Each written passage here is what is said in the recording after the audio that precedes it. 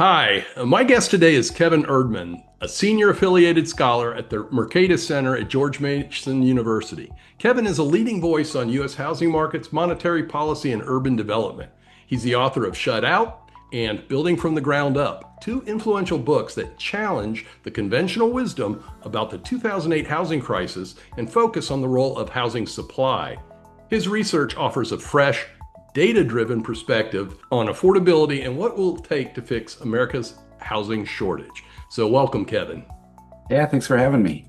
All right, Kevin, let's get this started. I've got the first question. How would you describe the overall state of the U.S. housing market right now? I've been sort of calling it the boring recovery. I think there's just going to be a lot of sideways movement, slow growth in construction, a slow recovery in existing home transactions, and not a lot of change in prices and rents. I think we're not going to see a big collapse. There's not much room left, I don't think, for more inflation, and so we're just gonna ride along on some calm seas for a while. Well, I think we just lost 80% of our viewers because you said there's not going to be a housing crash, and that's all anyone wants to hear about. So, Yep. for the remaining three people on the video, you say it's basically going to be a ho-hum market for a few years. Would you basically, for lack of a better word, blame that on the erosion of the lock-in effect? I don't focus on that as much as others do, but there is some of that going on. Mostly that affects trades. People maybe moving up or down within the market, but I don't think it has that much of an effect on the supply of new homes or on prices and rents, really. But yeah, that's a part of the story. And I should also make a caveat, especially in an area like Florida, you have seen some volatility lately, some areas where prices haven't just been flat, a lot of issues with condos and with, insurance and all that. And so there has been, legitimately somebody in Florida could look at the market and think it's a little bit scary, and it is a little bit scary, but I think all of that is sort of one-off stuff that's sort of going to happen and work itself out. And it's not like we're seeing the beginning of a big collapse. We're seeing a few sort of noisy things working themselves out. And I want to expound on that from something I learned from you, really. And too many people see what's happening around them. We're talking about the U.S. housing market. We're not talking about the Tampa, Florida MSA housing market. And when people flee a market area, in Florida, it's hurricanes and the hurricane impact on cost, which is insurance and a million other things. So there are many major MSAs in Florida that are depopulating, but they're not dying. Yeah. So they're going to move somewhere else and they're going to consume a house. Those kind of things are zero impact on the U.S. housing market. They're just moving from one area to another. Anywhere that's dying, there's somewhere else booming. Yeah, exactly. And I think that exactly, I think that's a lot of what we're seeing is there was a big unusual wave of migration after COVID. And I think some of this sort of temporary stuff that's not going to lead to a permanent collapse is a little bit of a reversal of that. Maybe some people moving back to where they came from, just slowing down a bit. And in a market that has a big switch in migration patterns, there's going to be a short period of transition. Yeah, and commenting on specifically on Florida, where I'm located, there is definitely a segment of people that moved here because of COVID saying, hey, if I can work remotely, why not work from the beach? Why work from somewhere cold? But the one common theme for the people leaving is geez, it's hot down here. So that's where a lot of our out migration is going, but we're still growing as a state overall. Yeah, and it's the same out here. I'm in Arizona, and one thing I like to check as sort of a little personal cyclical indicator is U-Haul rates between Los Angeles and Phoenix. It's always more expensive to rent one from LA to Phoenix, and the question is, how much more does it cost? If it costs a lot more, we're booming, and when we boom, people have to leave LA because they don't build housing. Right. And when things slow down a little bit, the price gets a little closer, but it's never more expensive to move to LA than it is to move to Phoenix. So Arizona is still growing and growing faster than California, but maybe not as much as it was a year or two ago. And I want to compliment you on that super simplistic measurement tool because I've never seen anyone do that. And it passes the smell test. So Yeah, it's yeah, just, it's wonderful. yeah. Real-time indicator, like Yeah. week by week, you can tell how many Yeah. people are moving out. Yeah. Don't send me any real estate statistics. Let's go check with U-Haul. All right, Kevin, what recent shifts or trends have you seen that significantly impact buyers and sellers today? Well, I think mostly these regional migration shifts that we've been seeing, and like I said, that I think those are temporary. That's all going to settle out, and we'll be moving ahead with most places. Will probably be seeing slow growth, flat prices, flat rents, and slow growth in construction for the time being. Okay, and now this is one of those, I guess, paradoxes, but we're basically saying there's not enough houses Hmm. and people are going to be moving. So supply should not meet demand until we build more homes. So why are prices going to be fairly flat? I think in the last year or two, we have just gotten back up to, for the first time since 2008, to a level where the number of new homes was just about enough to flatten out rents and prices. So for the decade, or for the 5 or 6 years leading up to COVID, we were really underbuilding, and it was just perennial rent inflation, 2 or 3% above general inflation year after year after year. And that's what was, that really explains all of the increase in home prices, what maybe a fluctuation of a few extra percent here and there from interest rates and things like that.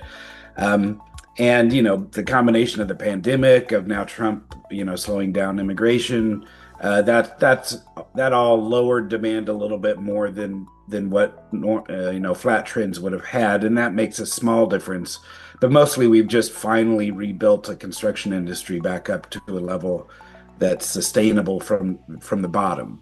Now, I think last year we've built maybe 1.6 million new units.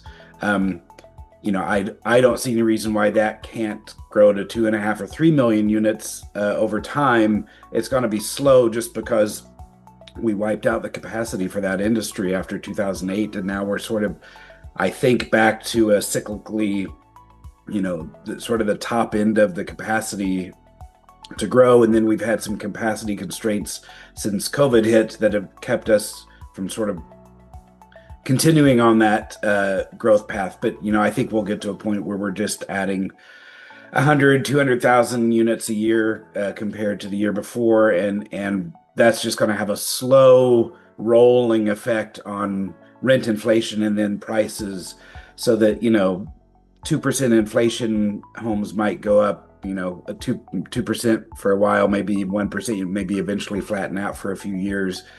And that's all for the good. I think we need a decade of just flatness, and if we don't screw things up, I think that's what we'll be getting.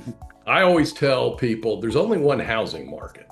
You can live in an apartment that you rent, you can live in a house that you own or a condo that you own, you can live in a Motel 6, but that's a minority. And you can live in an army barracks. I've done that. You can live in a van down by the river. There's only so many places you can live. So if we've got this big shortage in the quote unquote for sale market, and last year or 2 years ago, I believe they permitted more multifamily units than they have in a long time. I know in Tallahassee, we hit a 50-year record for the most number of multifamily. And the image that comes into my mind is those images of Soviet era, ugly, stained buildings, multifamily. I mean, I see us moving in that direction, even in smaller cities where we're going to see more and more multifamily. Do you count that multifamily count in, like, if we're 15 to 20 million short right now, are you including multifamily for rentals? I mean, because there is basically one consumption market. Yeah, and I mean, my big story of explaining the last 20 years or so of the housing market is that in 2008, I think most people don't appreciate the scale of the crackdown on mortgage access. that really has driven the lack of construction since then. Let me interrupt. Let me interrupt. For our viewers, mortgage access is simply if you used to have this credit score to get a loan, they moved it up higher. So all Yeah, these people that would have gotten loans for the last 50 years, they now are renters. yeah, Okay, so yeah. that's mortgage access. So effectively, we turned something like 15 million households from owners to renters. It took a while for some of them to lose their existing house, or some of that is just, uh, you know, transitions over time and under this new regime of more difficult mortgage access. And so, uh, really, there could have been a building boom in apartments going all the way back to 2008. There was need for it. But cities universally have made it very difficult to build apartments. Really, the Midwest is to me the most stark example of what happened, because the Midwest didn't have a building boom. It didn't have a price bubble before 2008. They, slow growing cities were building, enough housing to sort of keep a stable, maybe slow population growth. And then across the board, all those cities in the Midwest, a city that used to build, say, 2,000 apartments and 8,000 single family homes a year, suddenly in 2008 went to 2,000 single family homes a year. And they still are only building, permitting 2,000 apartments a year. Even today, those cities are still basically 3 or 4,000 single family homes and still 2,000 apartments. And when people try to get approved for new apartments, it's a big drama down at the city building. Not in my neighborhood. We need more of those apartments. If it was legal to build those apartments with all the hassle, we'd have a lot more of them already. When we clamp down on mortgages, then we really needed them. And so effectively for 15 or 20 years, there's about 15 million renter households that haven't formed. 20 somethings living with their parents, people living with, adults living with roommates, people that have, just delayed having children and all those things. We finally reached a point here in the last couple of years that single family homes are now starting to be built purposefully for rentals because the market couldn't be met in multifamily. So one thing that we're probably going to lose the rest of the viewers is I would say that for a lot of markets, from 2008 to 2020, the key problem in those markets was that the homes were too cheap. Yeah. And especially the homes at the bottom end of the market were too cheap. Effectively, I hope this isn't too in the weeds, but effectively, if you go buy an empty lot, you can't pay less than zero for it. Right. Nobody's going to pay you to take their lot. Once a lot is attached to a house, and then you induce a housing bust, and so say that house was built for $200,000, and then you lock 15 million people out of mortgage access, and now that house is selling for $150,000. Really, now that house is a $200,000 house on a negative $50,000 lot. Once the lot is bundled with the house, it can sell for negative. Right. And it really took 15 years for those lots that already had homes on them to get back up to a price that now an investor can go to a builder and say, I'd like you to build me a neighborhood of new homes that we're going to rent out. And so oddly, it took homes getting more expensive for us to start to develop this rental market. And it's so funny that, everybody I say everybody, the YouTube community often negatively comment against those large investment banks building homes for rent, saying they shouldn't be allowed in the housing industry. But hell, without them, how many more houses would we be short? And exactly. I tell people it's easy to get rid of those guys. Build more houses, lower the rate of return. They won't want to be in the game. Instead, exactly. We make housing scarce and they're going to be in the game. And then you can outlaw them, and then we're still scarce housing and we don't have them producing more. I think there's a couple things. I think partly it's, people's personal experience, because what's really changed the market and what's made a necessity for those investors is the 15 million rental households that would like a place to live that can't do it because the Consumer Finance Protection Bureau and Fannie and Freddie's underwriters and the FHFA say they can't get a mortgage. But that's only 10% of the population. you know, 50% of the population still goes to the bank and gets a mortgage and buys a home. And to them, those investors are competition.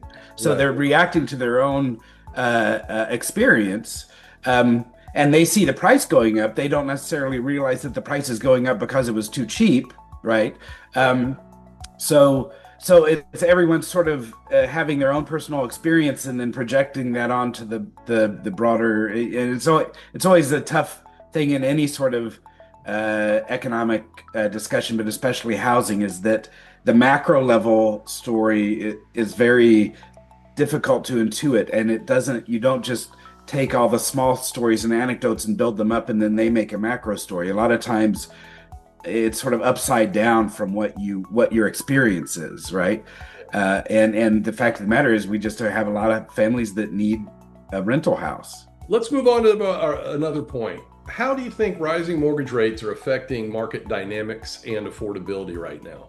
I think it's reducing the amount of transactions, the amount of trading within the existing stock, probably making it a little bit harder for some first-time home buyers to get into the market. But I think on that margin, you tend to just find compromises on other margins. So, if the total size of the mortgage they're able to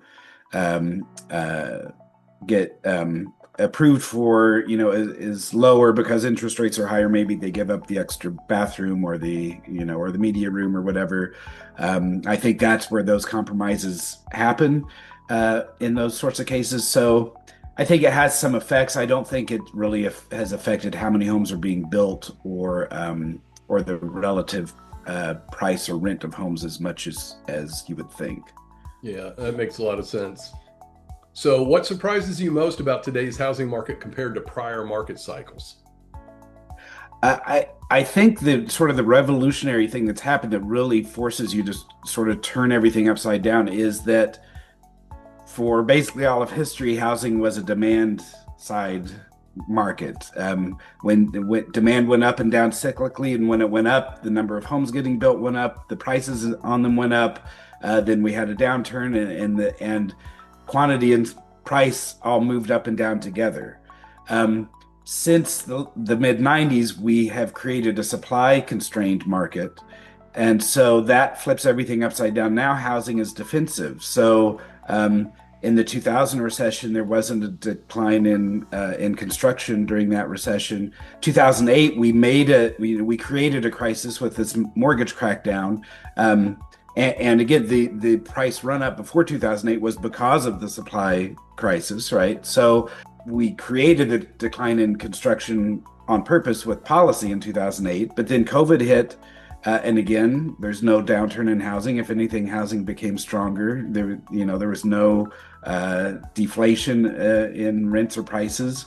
And now, I think we're probably coming up on some recessionary conditions again. And again, I think it's 2020 and 2001 that you look to for the new normal. The thing we did in 2008, you could only, I say you can only cut your leg off once. So, we people benchmark to that as like, oh, that's what happens in cycles now.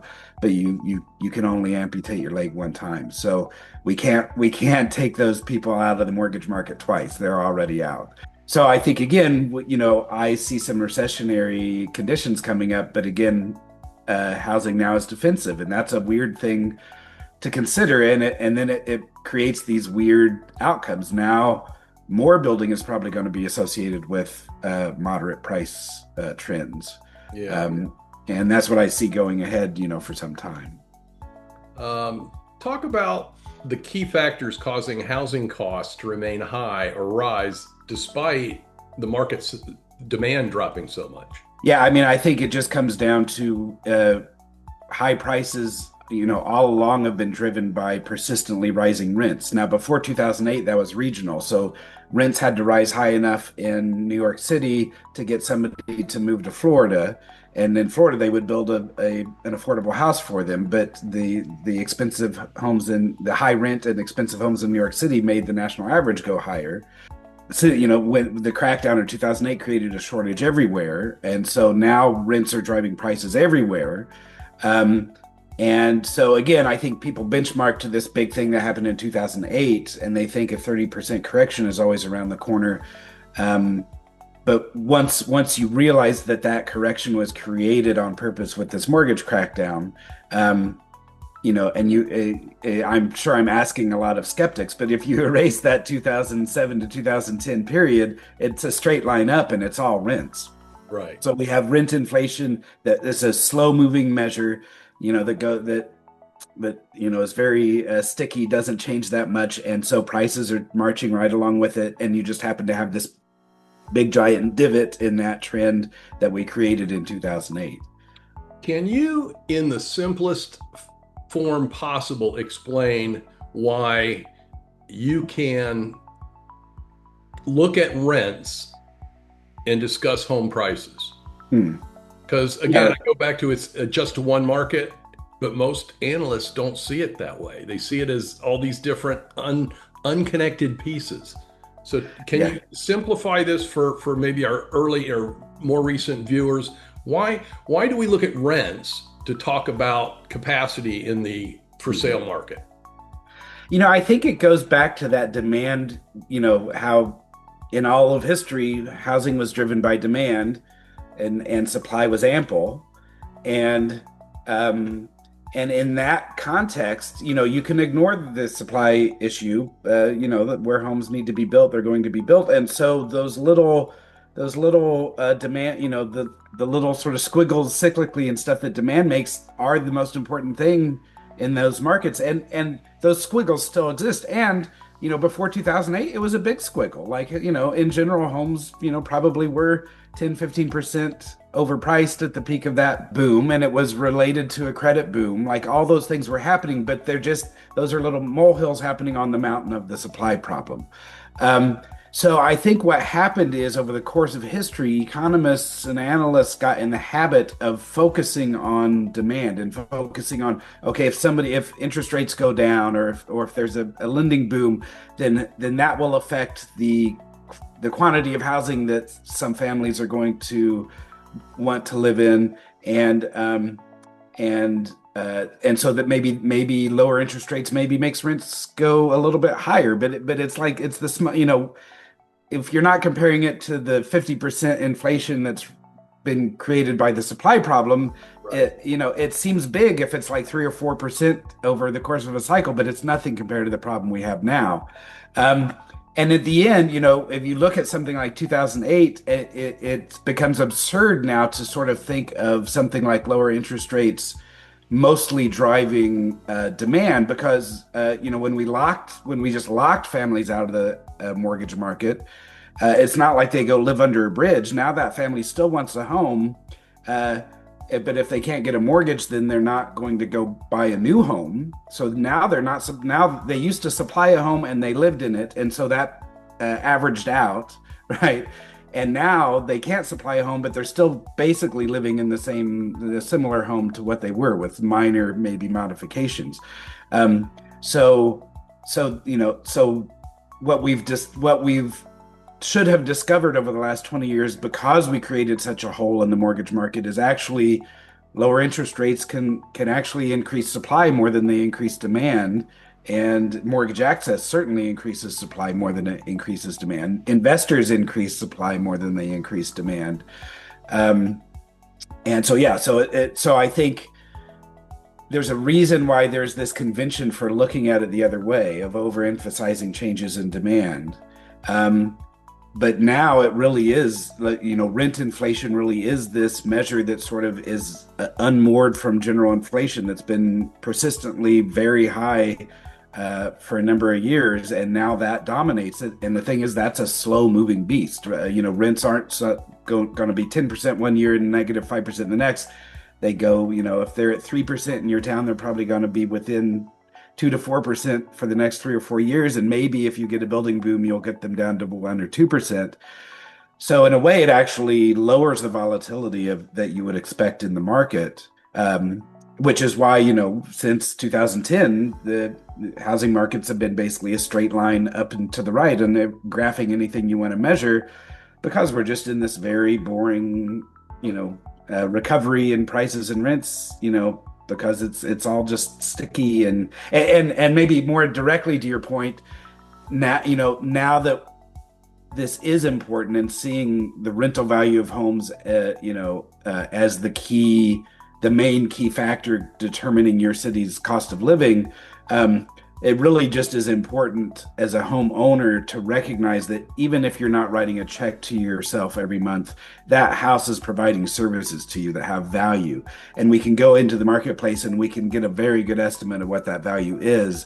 And you are consuming that value. And really, at the end of the day, when you go out to buy a new home or, trade up or down or whatever, that rental value, even if you're not thinking about it oh, I was pretend writing myself a check each month for the last 5 years in this other house, and how does this house compare? At some level, that works itself into the numbers that you're thinking about in terms of your cost of living over time. Those sorts of things emerge even when we don't think about them directly. That was probably my biggest aha I got from you. I think I started following you a couple of years ago. Yeah, and I think there's another thing that gets people messed up, because a lot of times when you talk about rent, then they'll think, oh, well, there's the rental market, and that's where rent's important. And so if rent's going up in the rental market, then that drives people to the owner market, and they think about them as competition. And Right. yeah, I think it really makes everything so much easier to think about that they're all homes, they all provide monthly rental services, and they all have prices that are related to that. And if you own your own house, you should think of yourself as an investor that happens to rent to yourself. Yeah. Yeah, that was very enlightening for me. All right, I'm going to change direction a little bit on a topic that could have you throw your coffee mug across the room, because it invokes NIMBYism. And how much of an impact do zoning laws, supply constraints, or construction costs have on affordability? Yeah, I think it's in exactly that order, because the zoning is what's making 500,000 people move out of LA, New York, and San Francisco every year. It's why that Midwest town that used to build 10,000 homes a year now is only building 4 or 5. In addition to housing affordability, it really has, we've effectively made city building illegal. And to me, I think, there, like in Phoenix, there are areas close to downtown. We're making some progress. Tempe, some parts of town have really done a good job of sort of creating a cityscape in the last decade or two. But we effectively made it illegal for suburbs, sort of little suburban small cities to grow into metropolises in the way that they have in all of human history, in the way that the thing that made New York special in the 19th century wasn't the Upper East Side, it was the Lower East Side. It was millions of people moving in to very cheap housing where they could get a foothold in the American economy. And we basically made the Lower East Side illegal in every city in the country. Right. And and then that affected, eventually that actually has to get really, really bad before it starts affecting affordability. And now it's gotten really, really bad everywhere. The second thing was, you said supply.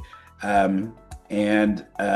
would say, that's sort of a temporary thing. That's sort of what economists would call hysteresis of sort of the capacity level was permanently reduced after 2008, because we just put so many construction workers into permanent unemployment, so many inputs, factories closed, and capacity of different inputs got reduced. And so now it's just the slow growth out of that. And then COVID created sort of temporary supply chain issues that we're still escaping. And so that's sort of a little extra thing on top of the zoning problem that's made housing supply not recover more after COVID. But I think that's slowly returning. And then, costs, I tend to minimize. Costs have gone up over time. I would say the way I would differentiate these problems is that we know what a market looks like where costs are high, because 30 years ago, 50 years ago, 100 years ago, the average family was much poorer than they are today. The cost in terms of man hours of work that it took to build 100 square foot of shelter were more back then than they are today, systematically across the board. So we should know how high costs affect how people consume housing. And what they did is they lived in smaller homes. They spent a comfortable amount of their income on homes, and they lived in smaller ones. Going back to the Lower East Side, the thing that makes us uncomfortable about the Lower East Side in the 19th century isn't that it wasn't affordable, it's that the conditions were poor. The people that lived there were poor, and their conditions matched their level of income, and that's what makes us uncomfortable. And so if it was just a matter of costs, people would just be living in smaller houses compared to 40 or 50 years ago. But that's not what's happening. People are living in houses that are taking too much of their income, which is because zoning and supply have been so bad that the cost of housing has been rising faster than people's willingness to adjust to make themselves more housing poor to match the current supply of housing. So I'd put them in, you listed them in exactly the right order in terms of importance, I think, to the affordability issue.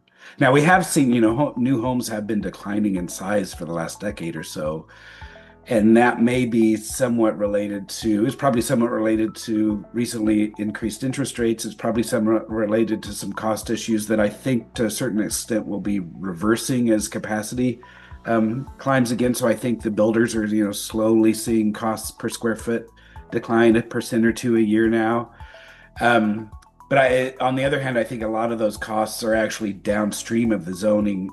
If the city says, we won't let you build this apartment building at all, effectively what the negotiation is between the investor and the city is the investor says, well, what they just told us is it costs infinity dollars to build that building. What if we tell them we'll do all this garbage? If we could build anything, we could make a huge return on it. So let's keep throwing garbage at it that will add to it, that will make our expenses higher. But eventually they'll say yes, and now it's not infinity anymore. Now it's just inflated costs because we promised the city that we'll do a bunch of things, right, to make the neighbors happy.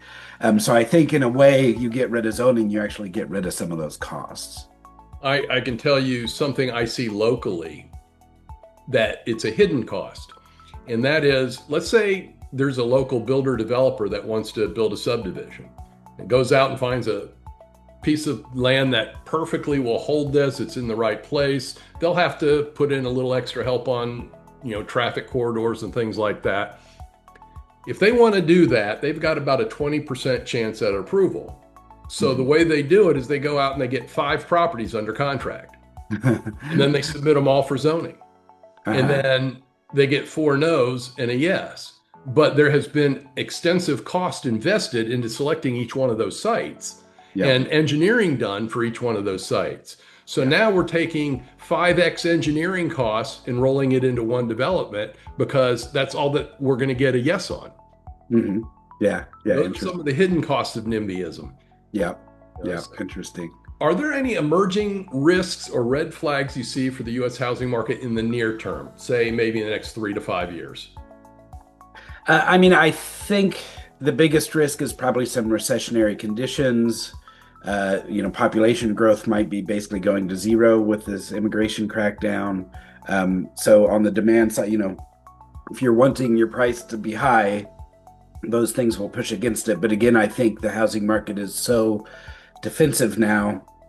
I don't see a lot of room for, I don't think it's going to, I think it's going to be 2020 and 2001. We'll see flat, at worst, we'll see flat construction activity and sort of flat rents and prices. So I think housing is especially defensive now. Okay, so what role do foreclosures or delinquencies currently play in market stability or instability? Yeah, I'd say right now they play very little role because we've basically made default risk practically illegal.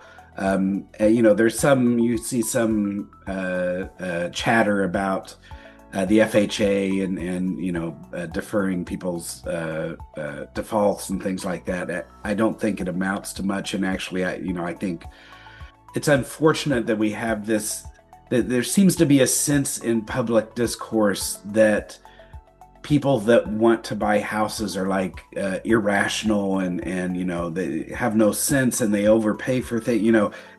Whether you're a buyer looking to buy or a builder deciding where your investments should go, it always seems like everyone else is being reckless and they're making you pay more, right? And so Um, so there's this sense in the public mind of like everyone else needing to be disciplined. Right. And unfortunately to me, it's even the form of the 30-year fixed rate mortgage is a form of mortgage that sort of pushes all your cash flows up front in real terms. Right. So by the time you're 20 years into that mortgage, you may start spending 40% of your income on that mortgage, and 20 years in, you're only spending 10% of your or 15% of your income on that mortgage as your income and everything else rises and that payment remains fixed. And I think people actually like that. Like they think if we push all the cash flows up front, then people will be so stressed that they won't overbuy Yeah. housing, but you're actually just making people more stressed temporarily by the function of how the mortgage is put Right. together. Right. Um, so I actually am happy to see a little more generosity in how mortgages are managed, and if some people can be. I actually have a working paper at Mercatus that I wrote, describing a mortgage. Where it would just be, once you had a certain amount of equity, it would be very easy. Like if you lost your job or something, to say, I'm going to take a couple years off payments, and we'll just add that to the principal. And why not? Why do we need to create these dislocations in people's lives? I think it's all for the best. There's an existing solution that I don't see enough people using, and that's just doing an interest-only loan. If you would do a first lien HELOC, and for our viewers, what that basically means is you buy a home with a line of credit secured by the house. So if the Mhm. house is worth 500, you can easily get a $400,000 HELOC. And instead, most people think of a HELOC, a home equity line of credit, as what you put behind your mortgage to borrow more money. But if Uh-huh. you would treat your house as a credit card and use that HELOC to buy your home, now it requires cash up front. You're not going to do that if you're trying to get 3% down in FHA or a VA, whatever. But for people that have some equity from their prior home, if you put that into an interest-only loan, you control how quickly you pay back the bank. You just make Exactly. you make interest payments. If you're going through tough time, make your interest payment. If you're going through happy times, put all that extra money against your mortgage. It lowers what you owe. And so you kind Yeah. of treat your house like a credit card. Yeah. You borrow from it when you need it and you pay it back when you don't. Yeah, and it takes self-discipline to do it that way. But to me, it's weird that we have this norm of like forcing ourselves to have these cash flows, these negative cash flows, to like discipline ourselves into savings. And it's like, why are you creating stress for your family? Over a lifetime, you're going to have problems. Why would you make it harder to deal with those problems on purpose? Right. Yeah, and Front once load, you've got, front load the problem so that you're not surprised. yeah, yeah, exactly. Yeah, and to me, the whole thing, like the refi, when interest rates go down and there's refi booms, like that's all just dead weight loss of like, making people go through all the rigmarole of redoing their mortgages. Why? It would be so much simpler to have mortgages be treated like what you're describing, where, it's part of your financial portfolio, and Yeah. you adjust the size of it as you see fit. Yeah. Kevin, what policies could help address inventory shortages and improve housing affordability? So I'd say there's two major policies. Now there's one issue, which is, of course, the post-COVID. We're still sort of getting out from under the supply chain issue. So we are sort of at a capacity bottleneck right now. I think so. I'm talking sort of mid to long term here. This isn't going to help next week. Right. But the most important thing to me, and it's really not on anybody's radar, is that we really did tighten mortgage access just way too much. There are millions of families that could and should be home buyers that are locked out of the market today. And ironically, that actually helps affordability, because if you think about a city like, like most cities in the interior of Florida or Atlanta, cities in Georgia, there really isn't a local binding constraint on suburban tract home building. There's plenty of plots around Atlanta that would have been built over the last 15, 20 years that weren't. And or especially think of Macon or Tallahassee or whatever. Those cities have plenty of room to build, and so in a city like that, in a functioning market, the cost of the marginal house on the edge of town is the cost of lumber and labor and concrete and gypsum board. With marginal, somebody bought an alfalfa field, from a farmer for slightly more than what it was worth as farmland, and they put in the infrastructure. And so the cost of that infrastructure and the structure sitting on top is really that's the cost of a house in Tallahassee under normal conditions.